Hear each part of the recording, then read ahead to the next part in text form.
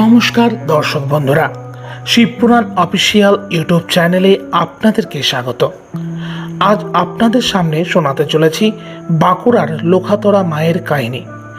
৩০০ বছরের বেশি পুরনো এই শ্মশান ভূমিতেই একসঙ্গে পূজিত হন দেবীর ৪টি রূপ: ভবতারিণী, রক্ততারিণী, ভৈরবী আর তারা মা।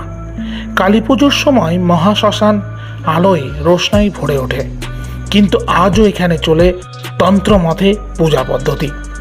লোকমুখে শোনা যায় এখানে মা কালী নিজেই উপস্থিত থাকেন। প্রতি বছর লক্ষাধিক ভক্তের ভিড়। 5 দিনের মেলাও বসে এখানে। ঘণ্টা ঢাকের আওয়াজ কেঁপে ওঠে আকাশ। ভক্তরা বিশ্বাস করে যে ভক্ত মন থেকে ডাকেন মা কালী তার সব ইচ্ছাই পূরণ করেন।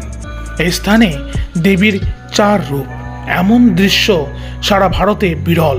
এই মন্দির শুধু পুজোই নয়, এটা হলো শক্তির জীবন্ত প্রতীক।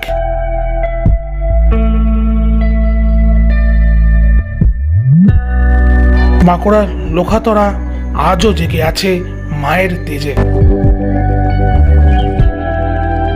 বিপদ তারিণীর পুজোর সময় একটি ছোট্ট মেয়েও দেখতে পায় বট গাছের সামনে মা খড়গ হাতে দাঁড়িয়ে রয়েছে। কেমন লাগলো আজকের ভিডিও অবশ্যই জানাবেন, এবং ভালো লাগলে এই চ্যানেলটি সাবস্ক্রাইব করুন এবং একবার বলুন বাঁকুড়ার লোখাতরা মায়ের জয়।